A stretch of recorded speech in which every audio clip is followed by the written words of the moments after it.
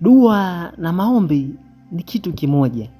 Ni mtandao wa kuzungumza na Mungu, kuonyesha imani, matumaini na kuomba msaada wa kiroho au wa maisha ya kila siku.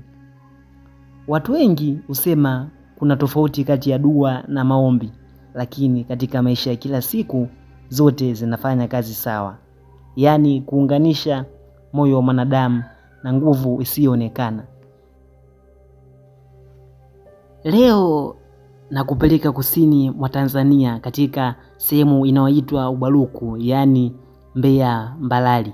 Sehemu iliyojaa mandhari ya kipekee. Watu walijikuta wakiuliza maswali haya wakiwa na moyo wa dhati.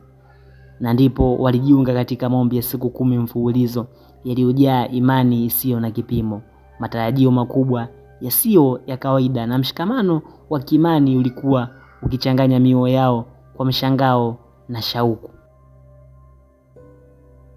Inasemekana kila mmoja alileta changamoto zake binafsi, ndoto na matarajio, huku wakijiandaa kuona jinsi gani nguvu ya maombi inaweza kuleta mabadiliko yasiyotarajiwa, matokeo yasiyo ya kawaida na ushuhuda wa kipekee ambao ungeacha alama katika historia ya eneo hilo.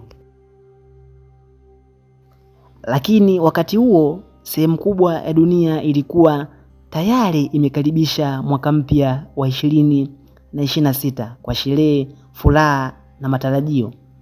Lakini kuna taifa moja barani Afrika kilichoendelea, wenyewe waliendelea kuishi chini ya kalenda ya kipekee tofauti na kalenda ambayo inatumika ulimwenguni. Katika nchi hiyo watu wanafuata kalenda ya Ethiopia inayojulikana pia kama kalenda ya Giezi. Kalenda hii ina miezi 13 badala ya miezi 12 kama kwenye kalenda ya kawaida. Na pia inajulikana kwa kuwa ni takriban miaka 7 au 8 nyuma ya kalenda ya dunia nzima. Kwa mfano, wakati tunasema ni mwaka 2026, huko Ethiopia bado wanaishi mwaka 2018 kulingana na kalenda yao ya asili.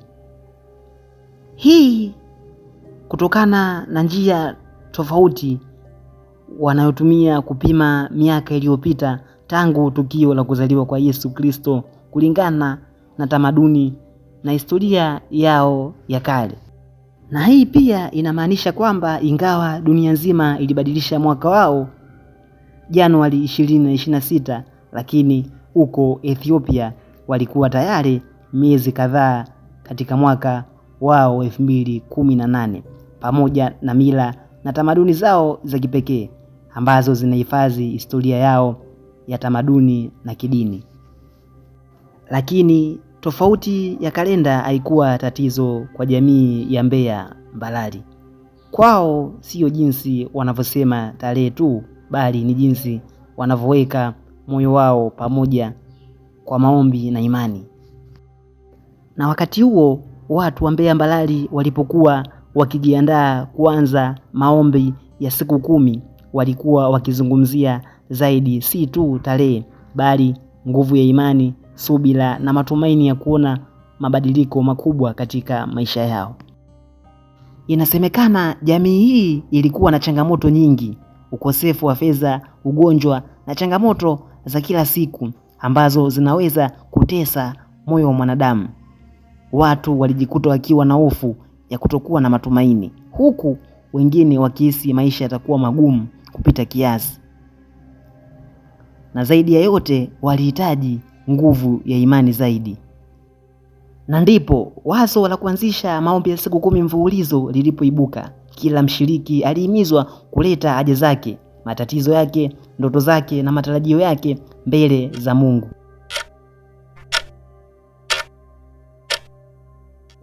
Tarehe 7 Januari 2026 walipoamua kuanzisha zoezi hilo, inasemekana mandhari ya mwanzo ilikuwa ya kushangaza. Watu walikusanyika kwa hamasa isiyo ya kawaida, hisia zilisambaa angani, macho yalikuwa yamejaa matumaini na kila pumzi ilikuwa kama kuinua moyo wa imani juu ya kila changamoto ya maisha. Mahudhurio ya mwanzo yalikuwa makubwa. Watu walijitokeza kwa idadi kubwa, wakibeba matumaini, wakiamini kwa dhati kwamba kipindi hiki kingeweza kuleta mabadiliko katika maisha yao, tukio ambalo lingebaki ukumbini mwao kwa muda mrefu. Inasemekana kadri ya siku za maombi zilivyopita, idadi ya waliokuwa wanahudhuria ilianza kupungua. Sababu mbalimbali zilichangia. Baadhi walirudi kwenye shughuli zao, wengine walikosa kutokana na changamoto binafsi. Hata hivyo, jambo la kushangaza, watu wengi waliopata majibu ya maombi walikuwa ni wale ambao hawakuwa wanahudhuria mara kwa mara. Hii ilionyesha jambo moja la kushangaza. Hii iliongeza mvuto na mshangao kwa waliokuwa wanahudhuria mara kwa mara. Maombi yalivyokuwa yanaendelea, ushuhuda wa kipekee wa kifedha ulianza kuvutia umakini wa wengi. Kijana mmoja alisimulia changamoto kubwa aliyokuwa nayo. Alihitaji $500 inasemekana, ili kutimiza mahitaji yake binafsi pamoja na kwa ajili ya kulipa deni. Chanzo cha deni, alisema, ni rafiki yake aliyemdhamini, lakini baadaye alishindwa kulipa, hali iliyomwacha akisukumizwa na mawazo na kujiuliza wapi atapata pesa hizo ili kulipa deni. Hata hivyo, jambo la kushangaza ni kwamba katikati ya maombi alipata fedha alizoomba. Hii ikionyesha wazi kuwa majibu ya maombi hayaji kwa muda unaotarajiwa. Lakini pia kwa waliokuwa sehemu ya maombi walishuhudia ukweli huu kwa mshangao.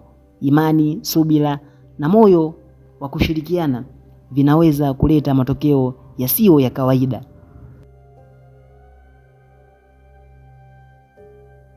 Hali hii iliendelea kuonyesha wazi majibu ya maombi hayaendi kwa tarakimu au muda, bali yanatimia pale ambapo imani na moyo wa dhati vinapojumuishwa. Jambo lililosalia kuwa ushuhuda wa kipekee kwa kila mshiriki. Baada ya maombi, shuhuda mbalimbali zilianza kuibuka. Binti mmoja aliandika historia ya maisha yake, maumivu ya kichwa aliyokuwa akisumbuliwa tangu mwaka 2009. Alieleza kwa hisia. Alidai kuwa tangu akiwa sekondari alianza kupata maumivu makali ya kichwa yasiyo ya kawaida. Baba yake kwa juhudi na upendo mkubwa alimpeleka sehemu mbalimbali ambako anaweza kupata matibabu. Lakini madaktari walimpatia miwani ya macho kama sehemu ya matibabu. Kuanzia hapo, sehemu kubwa ya maisha yake aliishi akiwa amevaa miwani. Hata hivyo, licha ya kuvaa miwani kwa muda mrefu, maumivu ya kichwa hayakuisha. Aliendelea kutembea sehemu mbalimbali akipewa ushauri na matibabu, lakini hali yake iliendelea kuwa kama ilivyo. Na ili aweze kuendelea na shughuli zake za kila siku, alilazimika kutumia dawa za kupunguza maumivu mara kwa mara. Hata hivyo, alipovaa miwani alidai kuwa hali yake haikubadilika. Hatimaye alifikia hatua ya kufanya maamuzi magumu, yaani aliacha kabisa kuvaa miwani, akisema kuwa haoni tena maana ya kuendelea kuvaa kitu ambacho hakibadilishi hali yake. Mwaka 2025 alipata taarifa kuwa kuna wataalamu wa matibabu waliotarajiwa kuja kutoa huduma mbalimbali. Ndani ya moyo wake alibeba tumaini kuwa pengine huo ungekuwa mwanzo wa nafuu. Mwaka 2026 aliamua kwenda kwenye maombi ya siku 10 mfululizo. Alieleza kuwa alifanya uamuzi huo kwa imani, akiamini kuwa pengine msaada wake usingetoka mahali alipokuwa anatarajia. Basi baada ya kuhusika kwenye maombi hayo, alidai kuwa maumivu ya kichwa yamepungua kwa kiwango kikubwa. Hayakuwa tena kama awali, ingawa hakusema kuwa yalitoweka kabisa. Alisema hali imebadilika kwa namna moja au nyingine iliyompa matumaini mapya. Kwa wengi waliomsikiliza, ilionekana ni kama jibu la maombi. Wengine walitafsiri kama mchakato wa asili wa maisha, lakini ukweli ni kwamba ushuhuda huu uliofanya wengi kutafakari juu ya nguvu ya imani, subira na mshangao wa maisha. Lakini inasemekana jambo la pekee ambalo watu waligundua ni kwamba watu wengi waliopata majibu ya maombi yao ilikuwa ni katikati ya maombi, sio mwishoni. Hii iliwafanya wengi kujiuliza maswali mapya kuhusu muda na namna majibu yanavyokuja. Kijana mmoja alijikuta akiwa kazini siku ya Ijumaa jioni, muda ambao Sabato ilikuwa inakaribia kuanza, na kazi aliyokuwa akiifanya ilihitaji muda mrefu kuimaliza. Na kadri saa zinavyosogea, moyo wake ulijaa mashaka. Alijua wazi kwamba kama angeendelea kufanya kazi, Sabato ingemkuta bado yupo kazini. Ndipo akaamua kuomba ombi la dhati kwa Mungu. Muda tu baada ya ombi hilo, anga lilianza kubadilika. Mawingu yalikusanyika polepole na ghafla mvua ikaanza kunyesha, na ndipo shamba lilipata maji ya kutosha na kuhitaji kuendelea na kazi. Tukio hili liliwashangaza wengi, hata wale ambao hawakuwa na imani ya kina. Lakini cha ajabu zaidi ni kwamba siku ya mwisho ya maombi ya siku 10, mvua ilinyesha katika maeneo mengi ya Mbalali. Watu walijiuliza, je, ilikuwa ni hali ya hewa ya kawaida au ni majibu ya waumini wengi, akiwemo yule kijana? Kwa wengi waliokuwepo na hata waliosikia, hayakubaki kuwa habari za kawaida tu, yaligeuka kuwa ishara hai kwamba imani na maombi vinaweza kugusa si tu maisha ya mtu mmoja, bali hata mazingira yanayomzunguka.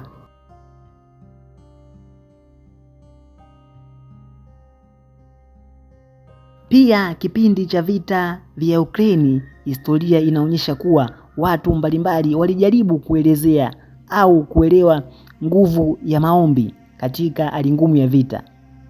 Tangu uvamizi wa Russia mwaka 2022, kumekuwa na taarifa za waumini na mashirika ya kidini wakiongoza maombi makubwa, misiba ya kidini na mikutano ya maombi ya umoja kwa ajili ya amani na ulinzi wa raia.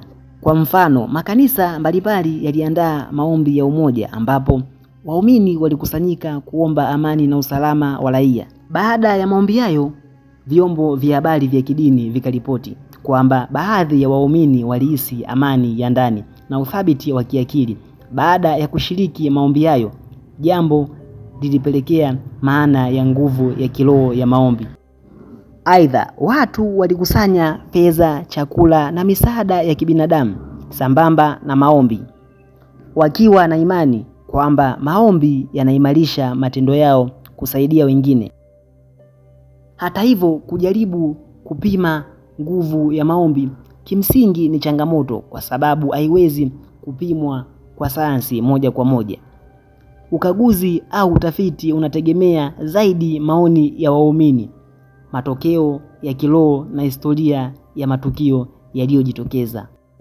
Matukio hayo yote yalitokea kipindi tofauti, lakini tukio la siku 10 za maombi ilikuwa ni mwanzoni mwa mwaka, wakati ambapo wengi hufanya maamuzi mapya, huanza safari mpya na kujiweka kwenye matumaini mapya.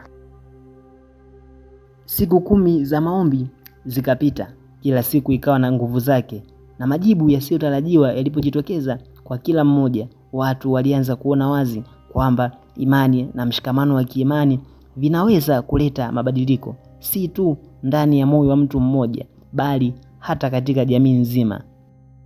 Hadi leo mambo hayo yakawa kumbukumbu hai ya matumaini ya mwaka mpya, ikifundisha kwamba mara nyingine mwanzo wa mwaka ni mwanzo wa mambo makubwa yasiyotegemewa, lakini yenye nguvu ya kushangaza.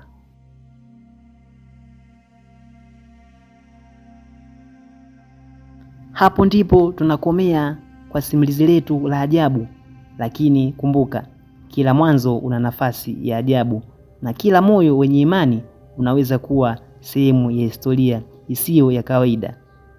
Jina langu ni Eric.